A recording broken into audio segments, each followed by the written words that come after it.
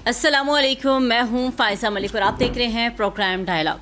आज हम बात करेंगे एक ऐसी ख़बर की जिसका सबको इंतज़ार था, और जब भी हम प्रोग्राम करते थे तो हम आगाज़ इसी बात से करते थे कि आज डील हो रही है और आज नहीं हो रही। बिलाखिर एक मुआहदा जो कि वाकई मशरक़ वस्ती में पायदार अमन की बुनियाद है, या सिर्फ 60 रोज़ की मोहलत है जिसके बाद जौहरी प्रोग्राम, पाबंदियों और इलाक़ाई असर रसूख के तनाज़ात जो हैं वो दोबारा सर उठा सकते हैं। इसके ऊपर बात करेंगे।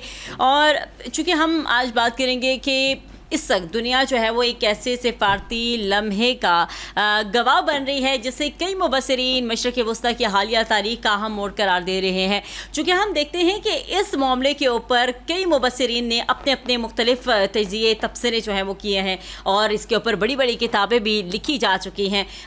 अमेरिका और ईरान के दरमियान तय पाने वाला एक ऐसा मुआहदा जो कि इस्लामाबाद की मुफाहमती मुआहदे के नाम से जो है वो एक ख़तरनाक तसादुम को रोकने की उम्मीद पैदा की है, बल्कि पाकिस्तान को आलमी सफारतकारी के मरकज़ में भी ला खड़ा किया है।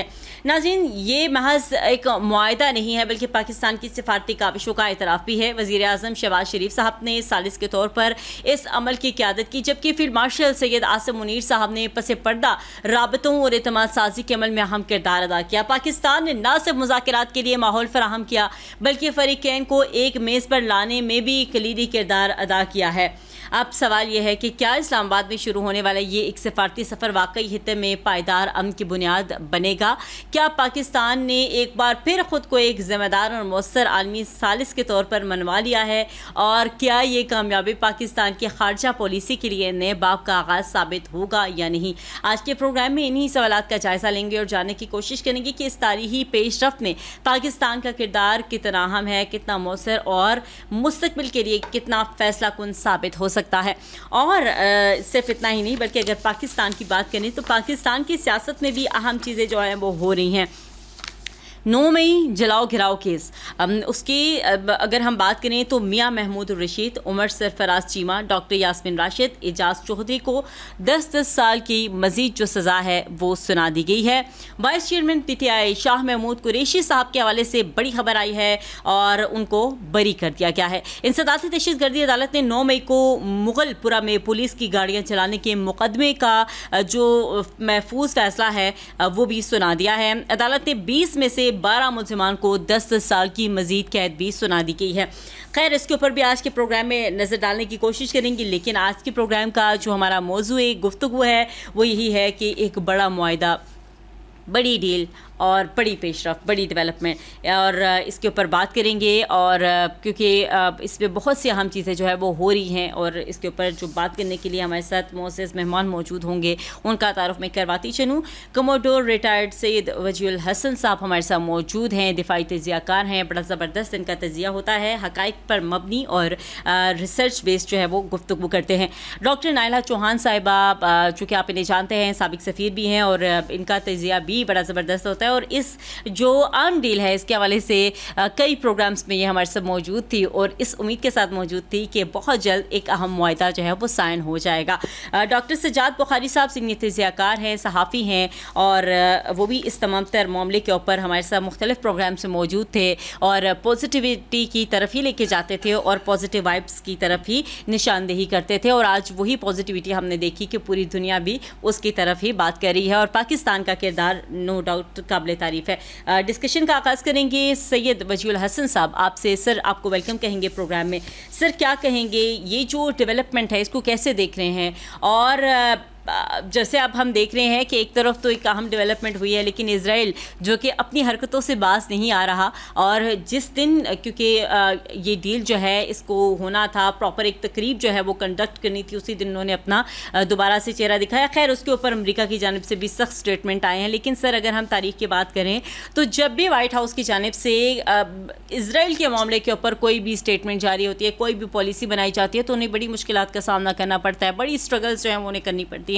सो क्या समझते हैं इस मामले के ऊपर अमेरिका क्या पॉलिसी अपनाएगा कि इजराइल जो है वो अपने अज़ाइम से रुक सके और ये डील जो है ये आगे सक्सेसफुली चलती रहे? अस्सलाम वालेकुम फ़ायज़ा, सबसे पहले तो बहुत शुक्रिया आपका मुझे अपने शो में इनवाइट करने के लिए।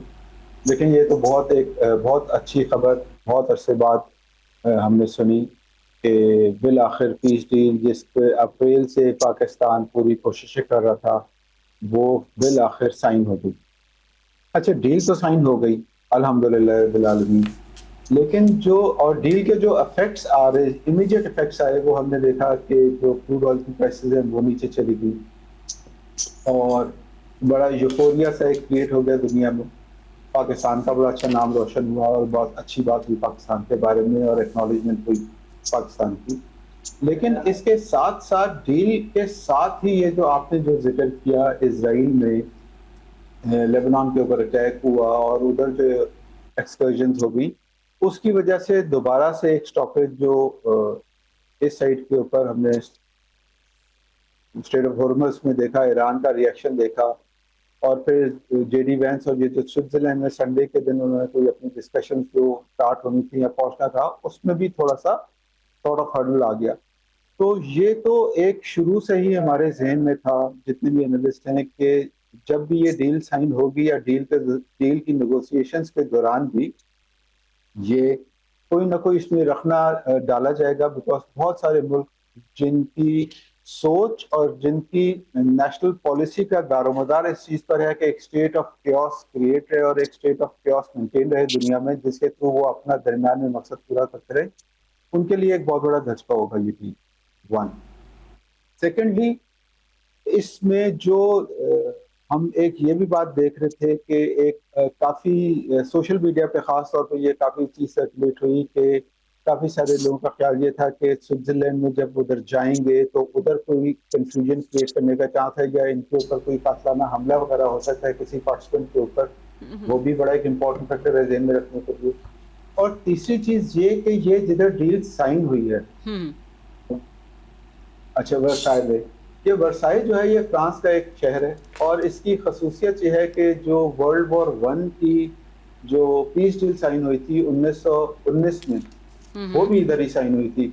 और उस जो के डिफेंस एनालिस्ट हैं या जो भी मिलिट्री हिस्ट्री या पॉलिटिकल हिस्ट्री के साथ अपना ताल्लुक गहरा रखते हैं, तो वो मेरी इस बात से एग्री करेंगे कि वर्ल्ड वॉर टू की जो बुनियाद है वो उस पीस डील में ही स्टार्ट हुई थी। बिकॉज उस पीस डील में कुछ लोग नाखुश थे, कुछ लोगों का ख्याल था कि उनके साथ ज्यादती हो गई है और जो बीज बोया गया था अगली वॉर का वो उसी पीस डील में डूबा था। मैं ये होप करता हूँ और मेरी ये बहुत ख्वाहिश है कि ये जो मेमोरेंडम ऑफ अंडरस्टैंडिंग साइन हुआ है, पीस डील की साइन हुई, ये जो मेमोरेंडम ऑफ अंडरस्टैंडिंग साइन हुआ है जिसमें ये 60 दिन का टाइम देता है दोनों पार्टीज को कि वो डिटेल में नेगोशिएट करके अपने मामलात को तस्फिया करें और एक बेरपा अमन की तरफ चल सकें, ये काम हो जाए। लेकिन इसमें कुछ जो फॉर एग्जांपल कुछ इश्यूज हैं। सबसे पहला तो यह है कि जो ऑल फ्रंट्स का ट्रैप इसमें एक आ गया। ट्रैप मैं इसको इसलिए कह रहा हूँ कि ईरान चाहता है, बल्कि दुनिया के बेशतर ममालिक ये चाहते हैं बशमूलियत ईरान के ये पीस जो है ये ओवरवेलमिंग या कॉम्प्रिहेंसिव नेगोशिएशन हो, at least as far as Middle East is concern. लेकिन हमने देखा कि लेबनान का नाम उस डील में शामिल है, लेकिन उसको एक दिन भी नहीं हुए कि उधर जो है वो झगड़े स्टार्ट हो गए।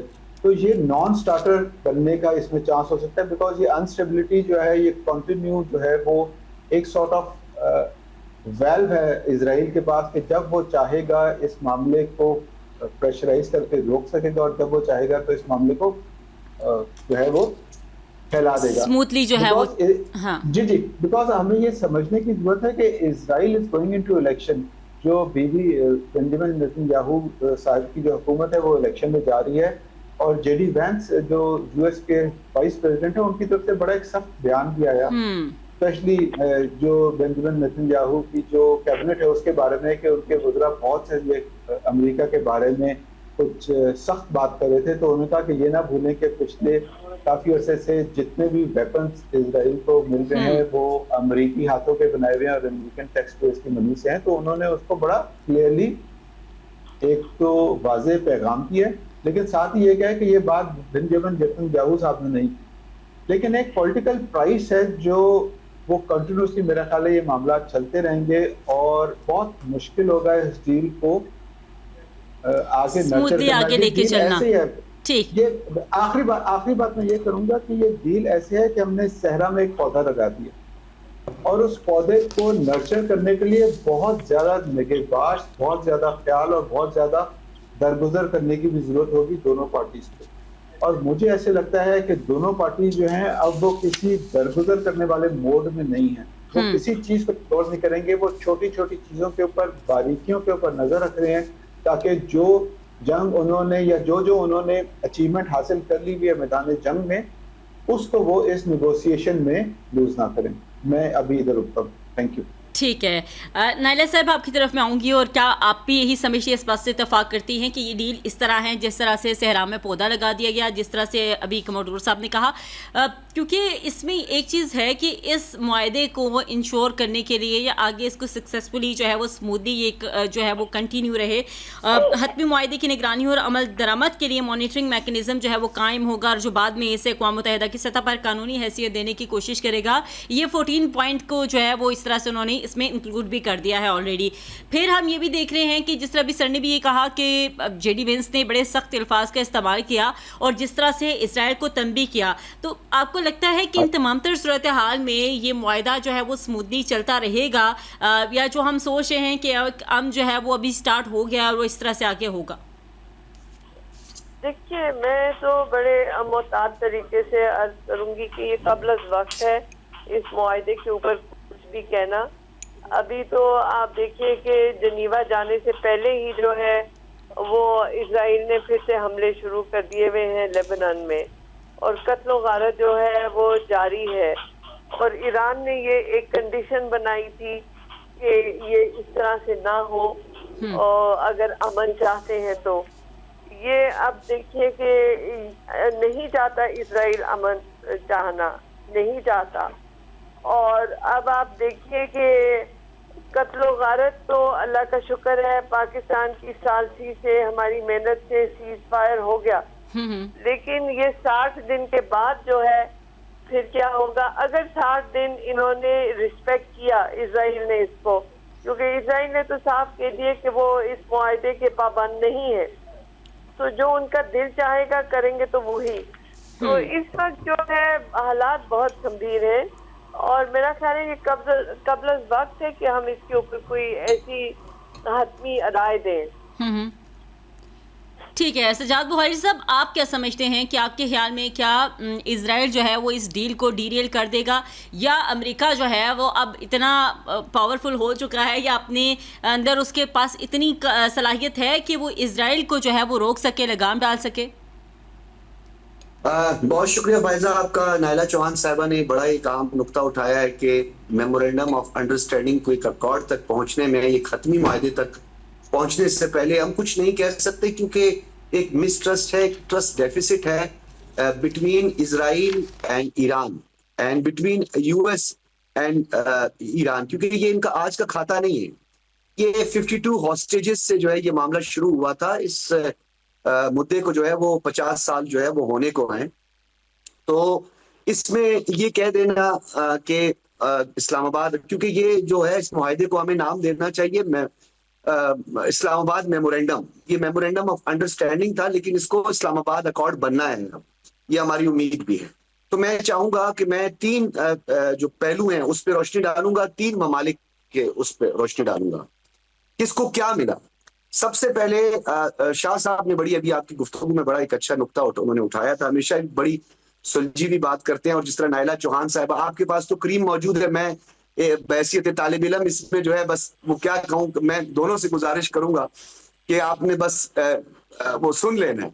बाकी जो है आपका तजिया भी हमारे लिए बड़ा ही सूदमंद साबित होता है, और बहुत सी ऐसी चीज़ें, ऐसे हकायक होते हैं जो कि हमें आपसे पता चलते हैं, तो डेफिनेटली आप हमारे प्रोग्राम में एक अहम जो है वो एज अ पार्टिसिपेंट होते हैं। देखिए, बहुत शुक्रिया। देखिए, जिस तरह अभी बात हो रही थी, एक शाह साहब भी जिक्र कर रहे थे कि एक इजरायली वजीर जो है, ये इतमाल है, इतमाल बैन या ब्यू नाम है इसका, इनके नाम भी बड़े कॉम्प्लिकेटेड होते हैं। तो उन्होंने अपने सोशल मीडिया पे भी कहा कि जनाब, nobody can stop to destroy Lebanon, यानी सादरन लेबनान हाउसेज, ये उन्होंने अपने सोशल मीडिया पे ये स्पेसिफिक लाइंस लिखी थी, जिसका जवाब जेडी वेंस ने दिया। उन्होंने कहा कि हम नहीं तो तुम कुछ नहीं, और वो ये एक रियलिटी भी है। साबिक उनके वजीर आजम इस चीज का भी एतराफ हुआ कि इजराइल का जो 80% इस टाइम जो उनकी डिफेंस है, चाहे वो उनके एयर डिफेंस सिस्टम है या जिस तरीके से उनके इंटरसेप्टर्स थे, तो वो अमेरिकी ही मदद से उनको मिले, तो लिहाजा ज्यादा भड़के मारने की जरूरत नहीं है। मैं ये इसको थोड़ा आसान कर देता हूं।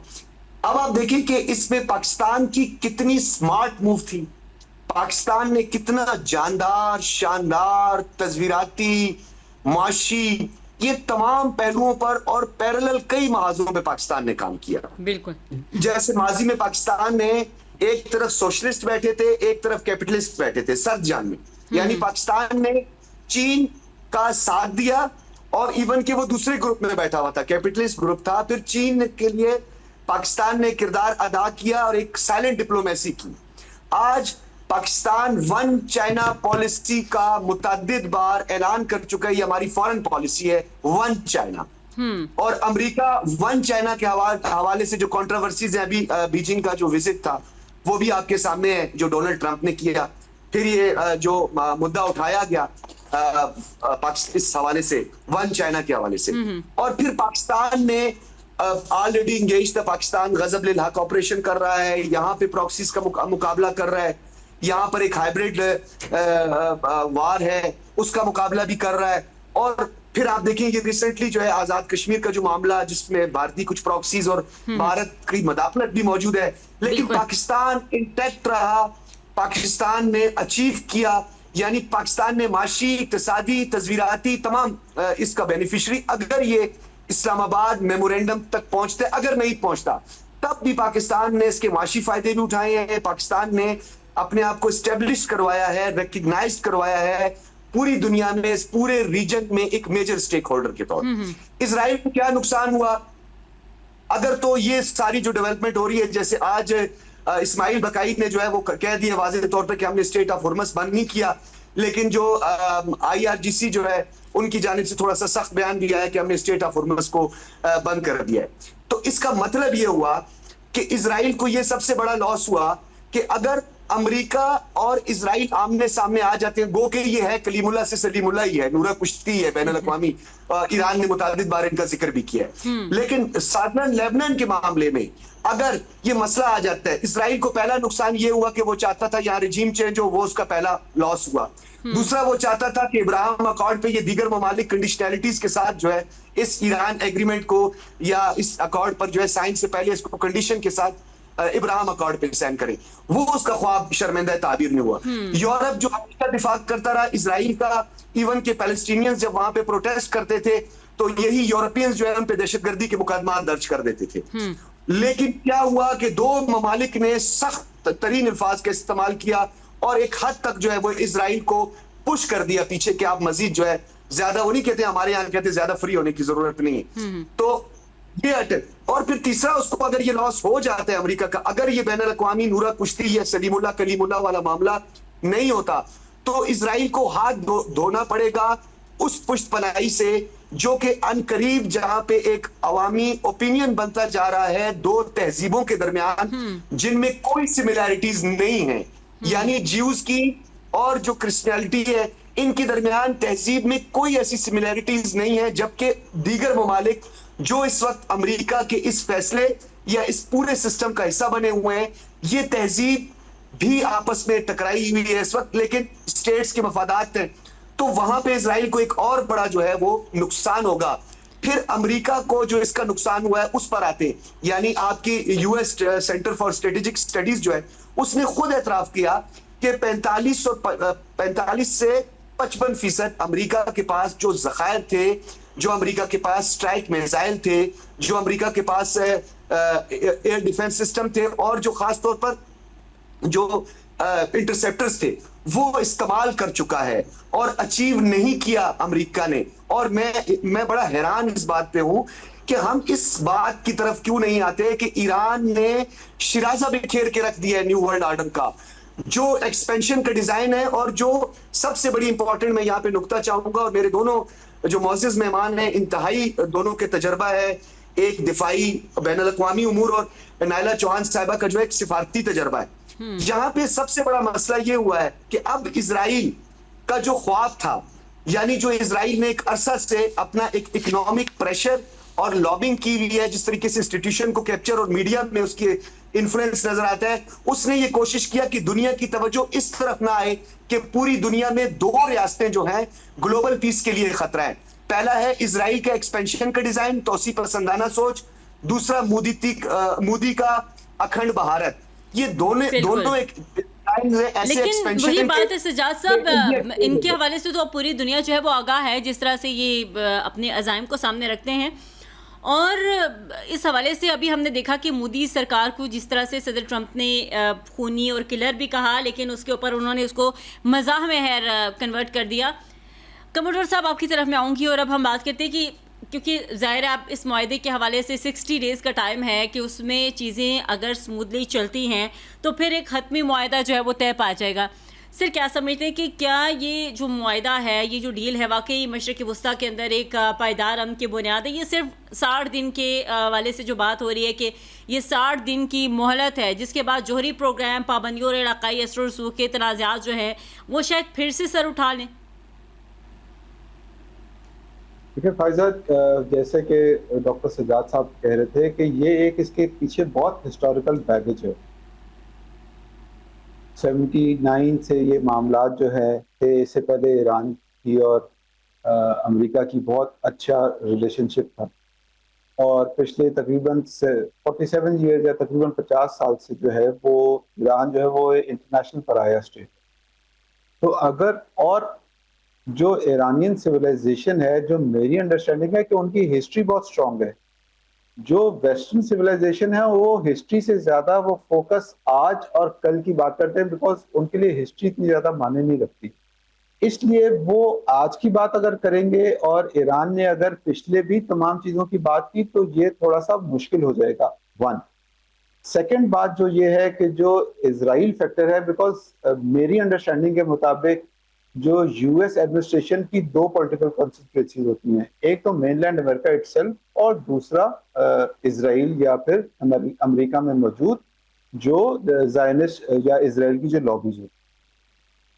और इजराइल के जो लेबनान में एक्शन था वो एक बड़ा क्लियर इंडिकेटर था कि जी वो इस मामले में या तो खुश नहीं है या वो एक लेवरेज रखा हुआ है अमेरिका ने अपने पास, ताकि वो उस मामले को जिधर मोड़ना चाहे वो मोड़ सके। ये दो डिफरेंट मफरूजात हो सकते हैं। तो ये इस पीस डील को ड्रैग कर सकता है और इसके अंदर ये स्पॉइलर की तरह एक्ट कर सकता है, जिसकी वजह से ये डील आगे पनपने से पहले मुरझा जाए। नंबर 3, जो अब बात हुई है, अब स्ट्रेट ऑफ हॉर्मुज की बात कर लेते हैं। स्ट्रेट ऑफ हॉर्मुज से अमेरिका ने ऐलान किया है कि हम वो 30 दिन के अंदर अंदर अपनी जो ब्लॉकेट है वो खत्म कर देंगे, फोर्सेस दूर कर देंगे और जो उनकी और फोर्सेस है वो ईरान से दूर ले जाएंगे। और ईरान से तवक्को ये की गई है कि वो जो स्ट्रेट ऑफ हॉर्मुज में माइंस हैं उनसे उनको क्लियर कर देंगे। 1 और 30 दिन तक वो इंश्योर करेंगे कि बगैर कोई टैक्स लिए हुए या बगैर कोई चार्जेस लिए हुए जो प्री वॉर ट्रैफिक का फ्लो था वो कायम रखें। और उसके बाद वो फर्दर कोई और डिस्कशन हो सकती है कि वो ओमान के साथ मिलके या और बाकी जो मुल्क हैं स्ट्रेट ऑफ हॉर्मुज के, उनके साथ मिलके कोई मैकेनिज्म तशकील दे सके। अच्छा, इसका मतलब ये है कि there is a trust deficit और दरमियान में मौका रखा गया हुआ है कि बाकी लोगों के साथ मिलके किसी चीज को मैनेज किया जा सके। और दरमियान में अगर आईआरजीसी या ईरान ने कहा कि ये फलानी माइंस जो हैं ये मुझे नहीं मिल रही या ये कुछ है, तो ये मामला किसी तरफ और ले जा सकते हैं। मेरे कहने का मकसद ये है कि इस तमाम 60 दिन के पूरे टेन्योर में दोनों साइडों ने अपने पास ऐसे लीवरेजेस रखे हुए हैं या ऐसे लीवर्स रखे हुए हैं कि जिससे वो जो डील को है वो अपने साथ अपनी ख्वाहिशात के मुताबिक उसको मेंटेन कर सकें, ताकि जब डील हो तो वो उस डील में मैक्सिमाइज कर सकें। एक बात।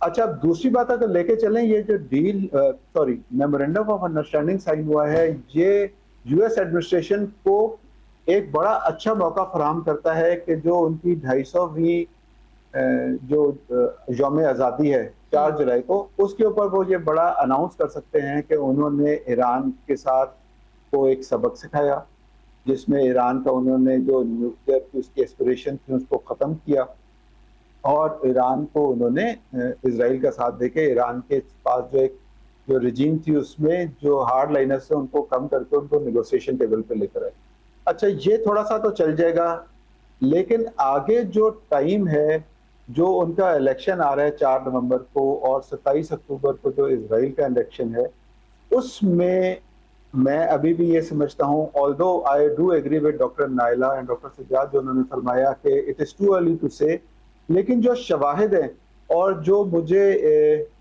हिस्ट्री से, बिकॉज वो कहते हैं कि जितना आपने फ्यूचर देखना हो तो जितना आप पीछे हिस्ट्री में जाएंगे तो you be able to see the future much better. तो हिस्ट्री में मुझे ऐसे लगता है कि अगर ये नेगोशिएशंस में बैक चैनल डिप्लोमेसी या बैक चैनल में लीवर्स हैंडल करने वाले स्ट्रॉन्ग लोग ना हुए या स्ट्रॉन्ग एक्टर्स ना हुए, तो इसमें ये वेवर्ड होने का बहुत कभी इम्कान है। ठीक, थैंक यू।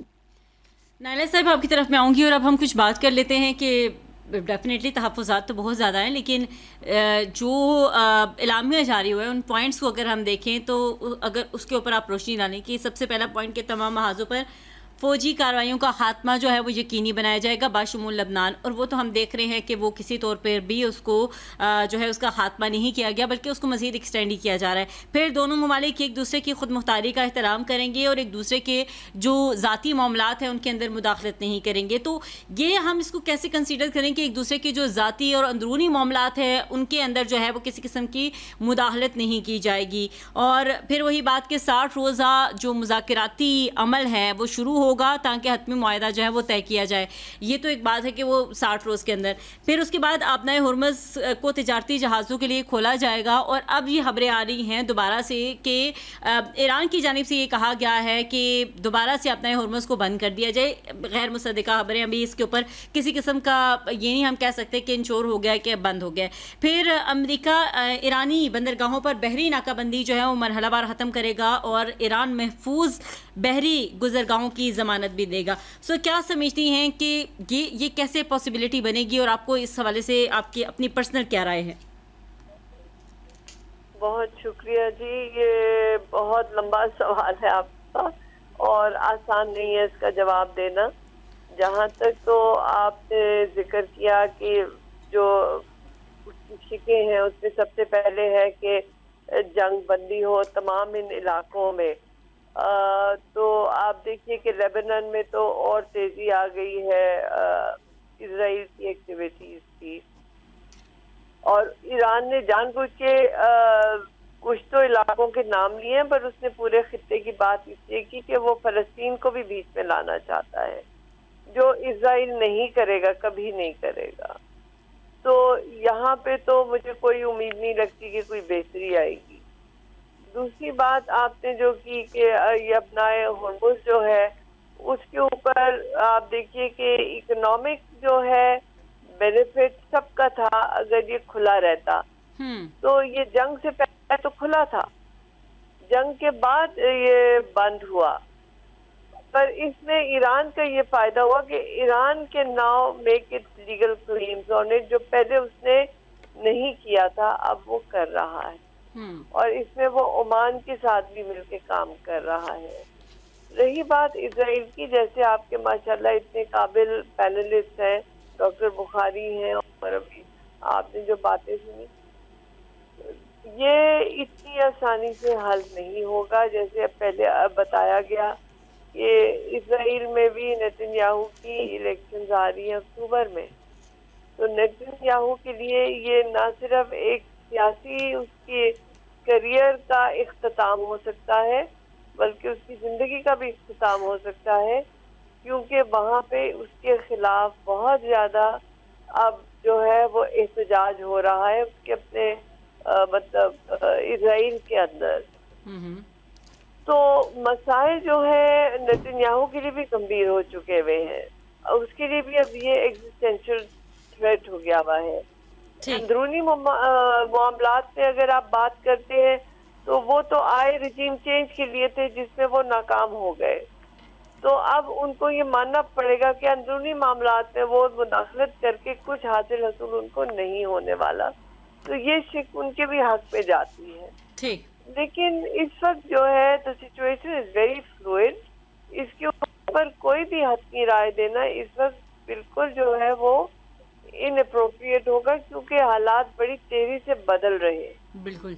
और ट्रम्प साहब के अपने भी आप देखिए कि वहाँ भी उनके मिड टर्म इलेक्शंस की वजह से उधर भी इकोनॉमी के स्ट्रेस से वहाँ पे भी जो है बहुत ज्यादा अनप्रिडिक्टेबिलिटी है। और ट्रम्प साहब भी he is a political animal, तो वो नेतन्याहू को जो पब्लिक में कर रहे हैं तस्दीर उसकी, वो अपने वोट बैंक को बेसिकली विन बैक करने की कर रहे हैं।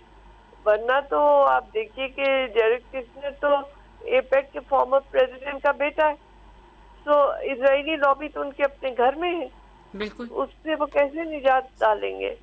तो ये it's not very simple really. ये बड़ा टफ है आपके ख्याल में। सजाद बुहारी साहब, आपकी तरफ में आऊँगी और अब हम कुछ पाकिस्तान की बात कर लेते हैं, क्योंकि अब इसमें कुछ पॉइंट्स ऐसे हैं कि अगर हम उसको पाकिस्तान से रिलेट करें तो गलत नहीं होगा कि अमेरिका मुज़ाकराती मुद्दत के दौरान नई पाबंदियां नहीं लगाएगा और ईरान के मुंजमद असासों तक रसाई भी जो है उसको मिल जाएगी। फिर पाबंदियों के खात्मे और मौशी बहाली के लिए भी एक फ्रेमवर्क जो है वो तैयार किया जाएगा, और जब तक ये मामला है तब तक अमेरिका की कोई मुदाखलत या किसी किस्म का इंटरफेरेंस मौजूद नहीं होगा। सो क्या कहेंगे पाकिस्तान के हवाले से अगर हम बात करें तो पाकिस्तान को इससे क्या फ़ायदा हासिल होगा आपके ख्याल में? क्योंकि पाक ईरान गैस पाइपलाइन मंसूबा जो है, क्या वो दोबारा से शुरू हो पाएगा? और हम क्या देख रहे हैं, अगर ये जो मुआहदा है, ये डील है, ये सक्सेसफुली चलेगी तो ये पाइपलाइन भी सक्सेसफुली पाकिस्तान में जो है वो आगे ऑपरेशनल हो पाएगी? अच्छा, मैं फायदा चाहूंगा कि आपके जवाब की तरफ भी आऊं। अभी मैडम नायला ने कहा बेंजामिन नेतन्याहू के हवाले से, तो मैं, क्योंकि आप डिप्लोमेट हैं मैडम, तो आप वो सिफारती टर्म्स का ज्यादा इस्तेमाल करती है। मैं जरा बाज़ औक़ात, और करना भी चाहिए, अवामी जो जज्बात हैं, जो उमूमी तासुर बैनुल अक़वामी सतह पे एक ऐसा दरिंदा जिसने 30,000 से जायद गजा में जो है वो बच्चों को बेदर्दी से शहीद किया, जिसमें 35% से ज्यादा शीरख्वार बच्चे थे, तो उसको आसानी से मौत नहीं आनी चाहिए। उसकी जो मौत है वो इबरतनाक होनी चाहिए, क्योंकि ज़ायनिस्ट को लीड करने वाला सिर्फ नहीं है, उसने ऐसी मिसालें जुल्म की जो है उन तमाम में एक आला मिसाल उसने कायम की कि अगर दरिंदगी होती है या हैवानियत की इंतहा होती है, यानी ऐसे शख्स के लिए अगर मैं अवामी जज्बात और एहसासात को शामिल करूं और अमूमी तासिर को, और ये जो हमारी डिप्लोमेटिक लैंग्वेज है उससे हट के अगर मैं बात करूं, तो ऐसे शख्स के हवाले से लोगों के जज्बात ये हैं कि इसकी मौत इबरतनाक मौत होनी चाहिए। इसको बैनुल अक़वामी तौर पर इंटरनेशनल कोर्ट ऑफ जस्टिस ने इस शख्स को सजाए मौत और इसकी वारंट गिरफ्तारी के जो है वो ऑर्डर्स जारी किए हुए हैं। तो उसका तो एक जो नापाक किस्म का एजेंडा है, बहुत सारे लोगों को पता नहीं क्यों नहीं समझ आ रही, और उन्हें चाहिए कि वो बहुत जल्द इस बात को भांप लें, और जेसीसी जो है, जीसीसी को इंटैक्ट होना चाहिए आपस में। ये पहला मैं नुक्ता जो है यहाँ पे इसकी चाह रहा था कि ये बड़ा इंपॉर्टेंट था बताने के लिए। दूसरा, कॉमोडोर साहब, शाह साहब ने भी बड़ी अच्छी एक बात की थी और बड़ी टेक्निकल उन्होंने बात की थी स्टेट ऑफ हुर्मस को लेकर। उन्होंने कहा था कि ये जो 60 डेज हैं, इन 60 डेज में वो लवाजमात या रिसोर्सेज जो हैं ईरान की, चाहे वो सिफारती तौर पर हो या उनकी दिफाई तौर पर हो या उनकी खारजा या फॉरेन पॉलिसी का हिस्सा हो या उनकी स्ट्रेटेजिक जो हिकमत अमली है जो ओवरऑल, उसको देख के तो उन्होंने वहां पे मेरीन माइंस बिछाई हुई है। ये जो मेरीन माइंस है, इसके लिए फिर उनकी मुख्तलिफ मेरीन बोट्स भी हैं। अब इनको रिमूव करने के लिए दो ममालिक के पास ही, शायद अगर मैं गलत ना हूं, अमेरिका और बरतानिया के पास सिर्फ वो टेक्नोलॉजी है कि वो इनको रिमूव कर सकती हैं, ये जो मेरीन माइंस जो बिछाई हुई है। तो ईरान के पास ये 60 डेज का बड़ा अच्छा एक मार्जिन है कि वो मैक्सिमाइज करवा सकता है अपने उन जो उसके नुकात हैं या जो उसकी शराइत हैं, कि वो इन 60 डेज में ये बात जरूर कह सकता है। और ये टेक्निकली भी ठीक है कि जो ये स्टेट ऑफ हुर्मस को एकदम से खोल देना थोड़ा खतरनाक भी हो सकता है, मेरीन माइंस भी बिछी हुई हैं कुछ, ये सारे मामला।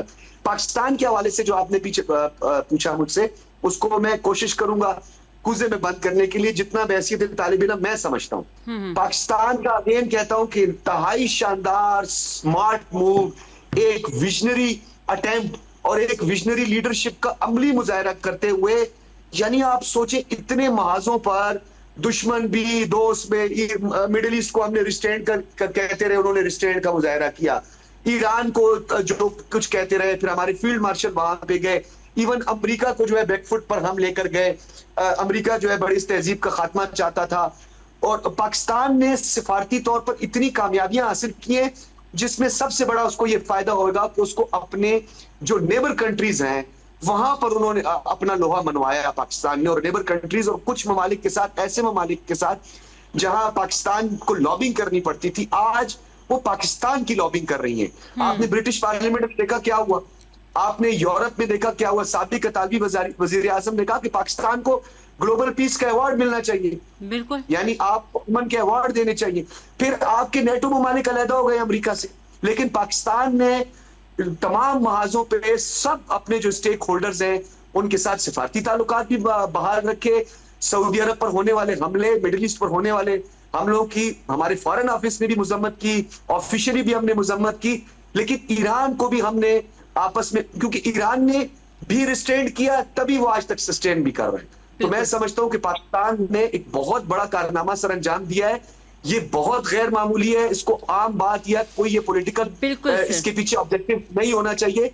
पाकिस्तान की इस सिफारती की और इंतहाई शानदार सालसी के लिए हम सबको मिलकर पाकिस्तान कि इस स्मार्ट मूव पर जो है बात करनी चाहिए, तारीफ करनी चाहिए। बिल्कुल सर, बचा फरमाया आपने सजाद साहब। और हम ये देख रहे हैं कि कुछ ऐसे अनासर हैं जो इस पॉजिटिविटी को न जाने किन किन पॉइंट्स के साथ लिंक करके जो है वो डीरेल करने की कोशिश कर रहे हैं। तो शायद कभी कभी ये टाइम आता है, ये वाला ये सूरत हाल बनती है कि आप अपने मुल्क के लिए कुछ ऐसी चीज़ें, ऐसी मेमोरीज इकट्ठी करते हैं कि जो आने वाले नस्लों के लिए जो है वो एक पैगाम बनती हैं। सो खैर, उनके हवाले से कुछ भी नहीं कहा जा सकता।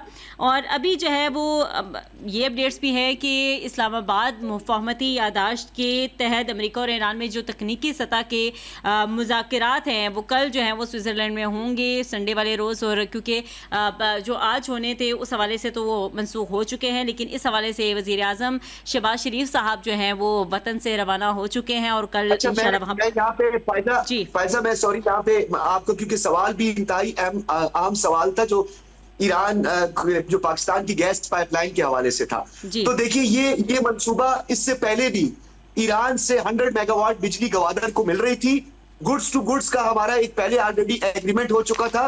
पाकिस्तान ने ईरान की सरजमीन पे जाकर वजीर आजम ने उनके पुरअमन न्यूक्लियर प्रोग्राम की हिमायत भी की थी पाकिस्तान ने। और ये जो पाकिस्तान और ईरान के दरमियान ट्रेड है ये फितरी है, इसको नहीं रोका जा सका और ये डेफिनेटली इसका हिस्सा होना चाहिए। और पाकिस्तान को ईरान से तेल और गैस की मद में यानी एक सस्ते नरफों पर जो है वो ट्रेड हम करेंगे, आपस में सस्ते नरफों पर ट्रेड करेंगे और करनी भी चाहिए। और उसके समराज सर अब हम कुछ इस तरह से भी देख रहे हैं कि जैसे ही जंग का आगाज़ हुआ था जिससे फ्यूल प्राइसेस जो है वो ऊपर गई थी और कहा यह जा रहा था कि गई तो जो है वो 70 रुपये 60 रुपये के हिसाब से ऊपर गई है, लेकिन आते हुए 2 रुपये 4 रुपये। लेकिन कल हमने देखा कि जो रिलीफ है पेट्रोल में 74 रुपये जो है 28 पैसे नीचे आया। फिर हाई स्पीड डीजल में भी इसी तरह से 60 रुपये प्लस जो है वो उसमें जो है वो उसको सस्ता किया गया है। सो सम्राट तो आ रहे हैं और इस तरह से हम ये उम्मीद करते हैं कि आगे भी होंगे।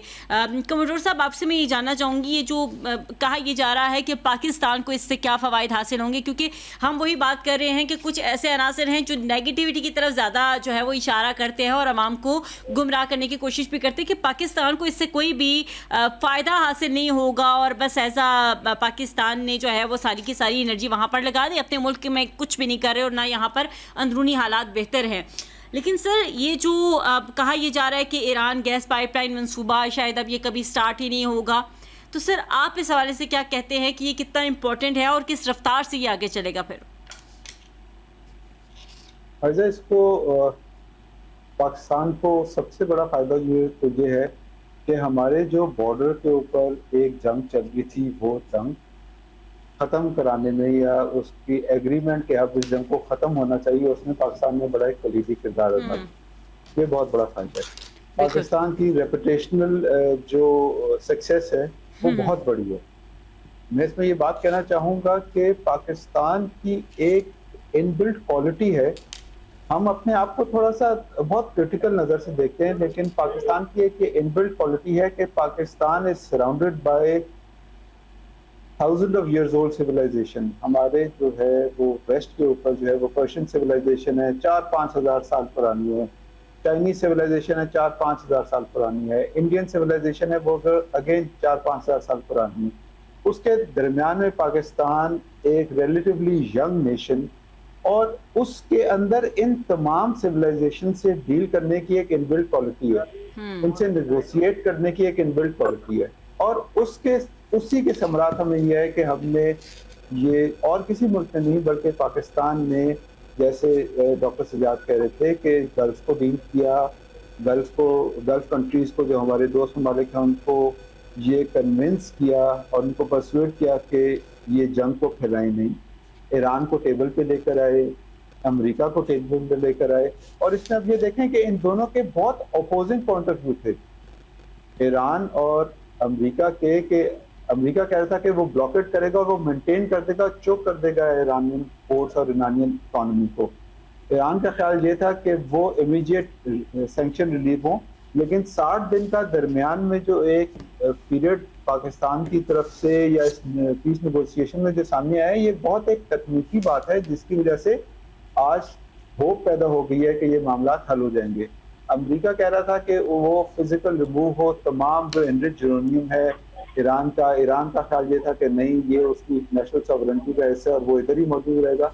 तो दरमियान में फिर ये बात कि जी उस जो एनरिच यूरेनियम है उसको डाउनग्रेड करके सिविलियन ग्रेड में कर दिया जाए और मुकम्मल तौर पे, और वो भी ईरान खुद अपने पास से करे, उसको वेरीफाई कर ले। तो ये अगेन एक दरमियान की जो तकनीक है और दरमियानी रास्ता निकालना जो है, ये पाकिस्तान की एक बहुत बड़ी सक्सेस है।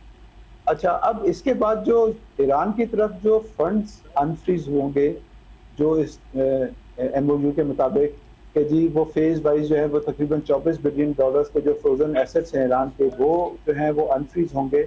और उसके बाद जो सॉर्ट ऑफ आप इसको कॉस्ट कह लें कि जो उसका नुकसान हुआ था ईरान का, और वो $300 बिलियन की जो रिकंस्ट्रक्शन में एक बातचीत हो रही है कि इकोनॉमिक डेवलपमेंट के लिए ईरान को रिलीज होगा, तो उसमें ऑब्वियसली जब हमारे हमसाये में इतनी बड़ी इन्वेस्टमेंट और इतनी बड़ी एक इकोनॉमिक डेवलपमेंट होगी तो उसके समरात ऑफ कोर्स हमारे साथ आएंगे।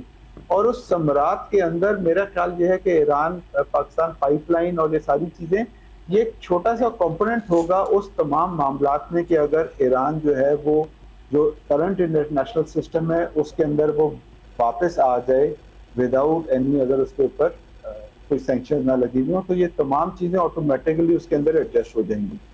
तो मेरा ख्याल यह है कि पाकिस्तान को जो अभी तक की अचीवमेंट है उसको बहुत पॉजिटिवली हमारे आवाम को ये देखना चाहिए, और आगे उम्मीद ये रखनी चाहिए कि जो ड्रैग इसमें आ रहा है इजराइल की तरफ से और जो आगे आता रहेगा, उसको अल्लाह ताला दोनों साइड के लोगों को अक्ल फहम दे ताकि वो अमन के रास्ते को लेके आगे चल सके। सर बजा फरमाया आपने कि दोनों साइड्स को जो है वो इसके ऊपर अमल दरामद करने की हिम्मत दे, लेकिन उसके अंदर जो इजराइल है उस हवाले से कोई भी जो है वो बात करने के लिए तैयार नहीं है। किसी किस्म की कोई भी इसके ऊपर एग्जांपल भी नहीं दी जा सकती कि हाँ कभी माजी में इजराइल ने जो है वो किसी भी मामले के ऊपर मुफाहमत हो गई हो और उसके ऊपर जो है वो भी उसी तरह से चला हो, बजाय इसके कि वो मुफाहमत की तरफ या बेहतरी की तरफ आए, वो मज़ीद चीज़ें जो है वो ख़राब कर देते हैं। ये उसका एक ट्रैक रिकॉर्ड है। मैडम आप क्या समझती हैं? जी इसमें एक बिल्कुल 20 सेकेंड्स की एक बात मैं ये कहना चाहूँगा कि इजराइल जो है वो एक स्पार्टन डॉक्ट्रिन के तहत वो अपना काम कर रहा है, क्योंकि उसकी जो बका है वो इसी में है कि वो अपने जो सराउंडिंग है या अपनी पेरिफेरी है उसमें वो एक क्योस क्रिएट करके रखे, और उस क्रिएटेड या मैन्युफैक्चर्ड क्योस में वो अपने नेशनल सिक्योरिटी की जो एस्पिरेशन है वो उसमें देखता है। वो ये समझता है कि बाकी लोगों के लिए वो इश्यूज क्रिएट रहेंगे तो वो उसमें मगन रहेंगे और उसको इस दरमियान में अपनी सॉवरेनिटी मेंटेन करने के लिए आसानी मिल जाएगी। लेकिन ये मेरा ख्याल है कि अब जैसे जेडी वेंस की तरफ से वो बात आई, लेकिन ये बहुत बहुत कॉम्प्लेक्स बात है, इसके लिए मेरा ख्याल है डॉक्टर नायला ही बेहतर तौर पे बात कर सकेंगी। जी नायला साहिबा, क्या समझती हैं आप कि कैसे जो है वो, क्योंकि डेफिनेटली अगर हम इजराइल की बात करें तो सर ने जिस तरह से कहा कि इजराइल का यही मोटिव है कि क्योस जो है वो बरकरार रहे और उनको एक स्पेस मिलती रहे ताकि वो अपने इन्फ्लुएंस को, जिस तरह से उनका एक माइंड सेट है उसको आगे लेके चलते रहें। क्या समझती हैं अब इसके ऊपर हम कैसे आगे चलेंगे? फिर डिस्कशन जो है वो आगे, मतलब एक बड़े मामला तो और बात है, मुआहदा कॉन्ट्रैक्ट है बड़े बड़े मुल्कों के दरमियान, लेकिन एक डिस्कशन जो है वही यहाँ पर आके रुक जाती है कि इजराइल जो है अगर वो बीच में इंटरवीन करेगा, वो एज अ स्पॉइलर किरदार अदा करेगा, तो फिर उसके आगे क्या बात होगी? आप बिल्कुल दुरुस्त फरमा रही हैं, और माशाल्लाह डॉक्टर बुखारी ने भी और कमोडोर साहब ने भी बड़ी अहम बातें कही हैं। हमें जो है वो ना उम्मीद नहीं होना चाहिए। आपकी बात दुरुस्त है कि कर आके जो है यहीं पे बात खत्म होती है कि इजराइल स्पॉइलर क्या हद तक, किस हद तक जा सकता है। लेकिन जिस तरह ईरान ने इजराइल पे हमले किए हैं, इजराइल का डोम ऑफ डिफेंस का मिथ टूट गया। आईडीएफ का मिथ जो है कि वो बिल्कुल इनविंसिबल उनकी आर्मी है, उसका मिथ टूट गया। तो इजराइल के लिए भी अभी ये एक एग्जिस्टेंशियल इशू बन चुका है, और मेरा नहीं ख्याल कि इजराइल ज़्यादा देर अपनी इन कार्रवाइयों में आगे चल सकेगा, क्योंकि अमेरिका को भी एहसास हो गया है कि इजराइल का साथ अमेरिका को डुबोएगा। सो इस वक्त जो है, इसीलिए मैंने पहले भी अर्ज किया कि नेतन्याहू को भी अपनी जान के लाले होंगे, क्योंकि उसको हटा देना जो है, उसकी ऑपोजिशन पार्टीज जो है बड़ी संजीदगी से सोच रही हैं कि इसके हट जाने से शायद इजराइल बच जाए, वरना इजराइल का भी कोई ऐसा रोशन मुस्तकबिल नहीं है। अब तक जो तबाहकारी करते रहे उसमें अमेरिका का पूरा हाथ था। मैं नहीं कह रही कि अब उनका हाथ जो है वो खिंच गया है, लेकिन अब हालात अमेरिका के लिए भी बदल चुके हैं। सो इजराइल को भी मोहतात होना पड़ेगा। ये उसका दंदना के आगे चलना, ग्रेटर इजराइल का प्रोजेक्ट, और जिस तरह आपने पहले डॉक्टर बुखारी तो माहिर है मोदी साहब के ऊपर गुफ्तगू के लिए, कि उसका जो वो हिंदुत्व का और अखंड भारत का जो है वो भी इसी तरह का एजेंडा है। ये इनकी दाल ज्यादा गलेगी नहीं। ठीक, आपका ये ख्याल है कि अब जो है कहीं पर नेतन्याहू को भी ब्रेक लगेगी और इनका ये जो एजेंडा है, ये जो एक प्रोजेक्ट है ग्रेटर इजराइल, शायद ये आगे मज़ीद एक्सटेंड ना हो सके।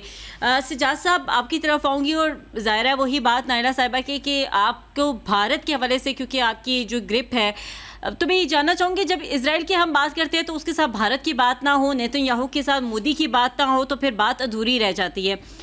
क्या समझते हैं कि अब अगर ये, अब जिस तरह से मैडम ये कह रही हैं कि कहीं ना कहीं तो ब्रेक लगेगी नेतन्याहू को, कहीं ना कहीं तो ये प्रोजेक्ट जो है ये तनज़्ज़ुली का शिकार होगा, तो आपको लगता है कि यहाँ पर आकर मोदी को भी ब्रेक लगेगी, मोदी के जो अज़ाइम है अब वो भी हाथ में मिलेंगे, और अब जो अखंड भारत वाला एक प्रोजेक्ट है वो भी नाकामी से दो चार होगा?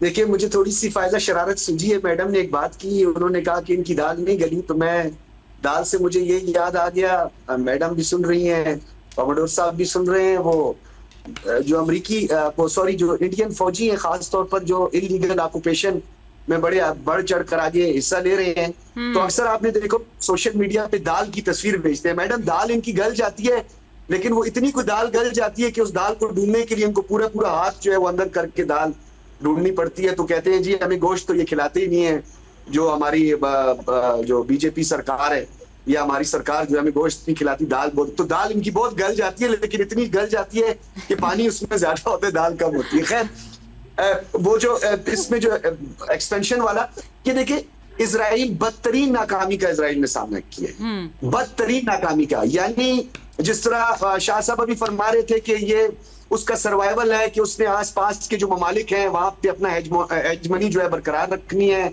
या उसने अपना असर रसूख वहां पे बरकरार रखना है।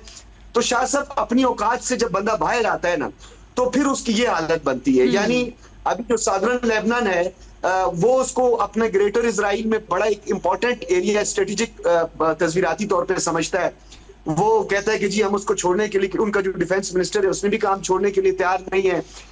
ईरान तक का ख्वाब देखा हुआ है, फिर उसके बाद मिडिल ईस्ट के ममालिक जो हैं वो भी इसके अंदर शामिल है। यानी अपनी औकात से बाहर आया है। भाई जितनी आपकी औकात है, हम तो कह रहे हैं 1967 वाली औकात पे आ जाए, और आप अपना जो एरिया है कहते नहीं जी, जो हमने कब्जा की है, जितनी भी टेरिटरी हमने कब्जा की है फलस्तीनियों की, वो भी हम छोड़ने के लिए तैयार नहीं। तो औकात से बाहर आने की वजह से आज इजराइल को इतना बड़ा नुकसान हुआ है कि इजराइल का वो जो एक कोशिश थी इब्राहिम अकॉर्ड पे साइन करवाने की, एक नाकाम और भोंडी कोशिश थी, वो भी पसे पुष्ट चली गई।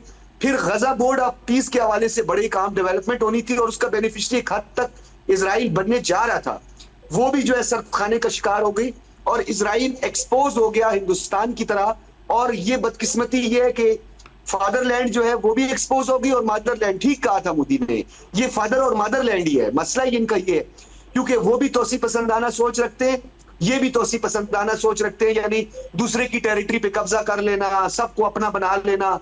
तो ये जो दोनों इनके डिजाइन थे, ये ग्लोबल पीस के लिए एक बहुत बड़ा खतरा है। हमें इस पे काम करना चाहिए, हमारे डिप्लोमेट को काम करना चाहिए कि आपके लिए इस्लाम खतरा नहीं है, आपके लिए कोई तहजीब खतरा नहीं है, आपके लिए ये दो रियासतें खतरा है जो कि जाबराना तौर पर, जबरदस्ती, शमशीर के जोर पर, ताकत के जोर पर ये दुनिया पे कब्जा करके खुद को जन्नती साबित करना चाह रहे हैं। ये एक रिलीजियस इशू है, ये आखिर लोगों को समझ आएगी कि इजराइल कहता है कि मैं दुनिया का मालिक हूं, ये दुनिया बनी मेरे लिए, वो किसी का दोस्त नहीं है, ना वो अमेरिका का दोस्त है, ना वो बरतानिया का दोस्त है, वो किसी का दोस्त नहीं है, वो सबका दुश्मन है। तो ये जो तहजीबी टकराव है, ये अनकरीब आपको नजर आएगा और ये इसके कुछ असरात यूरोप में, चाहे वो व्हाइट सुप्रीमेसी को लेकर आप ले लें, माजी में कुछ चीजें डेवलप हो रही थी, तो ये जो गैप है, ये जो सिमिलैरिटीज होती है, ये बड़ा मैटर करती है। देखिए हमारी सिमिलैरिटीज अमेरिका और बेशतर ममालिक बरतानिया, उनकी जो रिलीजियस सिमिलैरिटीज है आपस में काफी है एक दूसरे के हवाले से, लेकिन ये जो ज़ायनिस्ट माइंडसेट है, इसकी सिमिलैरिटी किसी के साथ भी नहीं है। तो मैं ये समझता हूं हमें इस पे काम करना चाहिए कि ये जो दो रियासतें हैं, ये रियासतों को अगर कंट्रोल ना किया गया तो ये ग्लोबल पीस के लिए एक बहुत बड़ा खतरा बन जाएंगी। एक प्रेसिडेंट सेट करेंगी कि जिसका दिल करेगा वो दूसरी रियासत पे चढ़ दौड़ेगा, वहां पे कब्जा करने की कोशिश करेगा। तो अब दुनिया को इस तरफ तवज्जो देनी चाहिए कि ये जो दो रियासतें हैं जो कि तोसी पसंदाना सोच रखती हैं, जो कि अक़वाम मुत्तहिदा के तमाम चार्टर और आर्टिकल्स हैं उनकी वायलेशन करती है, इंसानी हुकूक काउंसिल की 30 आर्टिकल्स की वायलेशन ये सिर्फ दो रियासतें कर रही हैं। तो इन दो रियासतों के लिए जो है वो दुनिया को इकट्ठा करना होगा और इनके गिर्द घेरा तंग करना होगा। ठीक है सर, इनके घेरा जो है वो तंग करना होगा। सर हम क्लोजिंग की तरफ जा रहे हैं, लेकिन कल का दिन बड़ा इंपॉर्टेंट है, 21 जून बरोज़ इतवार। आपको क्या लग रहा है स्विट्ज़रलैंड के अंदर जो हतमी सिग्नेचर्स हैं, हतमी मराहिल हैं और एक जो तकरीब है, क्या वो कंडक्ट हो पाएगी या नहीं? सर शॉर्ट कमेंट कीजिएगा। बुखारी साहब। देखिए कुछ भी कहना कबलस वक्त है। आपको याद होगा जिस रात को पाकिस्तानी प्राइम मिनिस्टर जो है उनकी ट्वीट जो थी वो मंजर आम पे आई और व्हाइट हाउस ने रिस्पॉन्ड किया कि डोनाल्ड ट्रंप और जो पूरी टीम है व्हाइट हाउस में वो प्राइम मिनिस्टर की ट्वीट को बहुत संजीदगी से देख रही है। तो उसी वक्त इजराइल ने बाकायदा तौर पर, चाहे वो किसी मुल्क की मदद से भी उसने किया, उसने ईरान के पेट्रोकेमिकल जो प्लांट है, पेट्रोकेमिकल प्लांट, उस पर हमला कर दिया और साथ में उनके एल्युमिनियम प्लांट पर और उनकी जो दिफाई तंसीबात है उस पर हमला करना शुरू कर दिया कि ये किसी तरीके से सबकुताज हो जाए। तो अगर स्पॉयलर्स ने अपना किरदार अदा नहीं किया तो बहुत स्मूथली जो है ये कल का दिन कंडक्ट होगा। ठीक है, क्या कहेंगे कमोडोर साहब, आपका क्या कहना है कि कल का दिन कैसा रहेगा? कल क्या एक्सपेक्ट कर रहे हैं आप? जी मेरी तवक्कुआत और मेरी ख्वाहिश तो ये है और होपफुलनेस भी यही है कि कल इस मामले को मज़ीद तक़वियत मिले और ये जो 60 दिन का अभी हमें एक ब्रिज है जिसको क्रॉस करके हमने देर पीस की तरफ आगे मूव करना है दुनिया में, और अमेरिका, इजराइल और ईरान की जो MOU साइन हो चुका है, मेरी ख्वाहिश है कि ये हो, इसमें दरमियान में और कोई रखना ना डले। बट ख्वाहिशात तो है, नेक तमन्नाएं भी हैं, लेकिन दरमियान में जो हम जितनी बात कर चुके हैं इसमें बहुत ज़्यादा स्पॉयलर और जो मेजर कंट्रीब्यूटर स्पॉयलर का वो इजराइल है। तो लेट्स सी क्या होता है। लेकिन अगेन बार बार ये रेजर थिन शार्प 60 डेज का ब्रिज है जो खैर आफियत से गुजरने, इसके लिए यूफोरिक एस्पिरेशन इसलिए है क्योंकि ये फ्रंट लोडेड, इसमें जो सक्सेस जो इमीडिएटली नजर आ रही है वो ये है कि क्रूड ऑयल की प्राइस नीचे चली गई, ऑयल प्राइसेस एकदम से कम हो गई और उसके बाद जो 12 बिलियन ट्रास्ट जो है वो ईरान को रिलीज हो जाए अगर टाइमली, तो फिर ये जो है ये हनीमून पीरियड स्टार्ट हो जाएगा।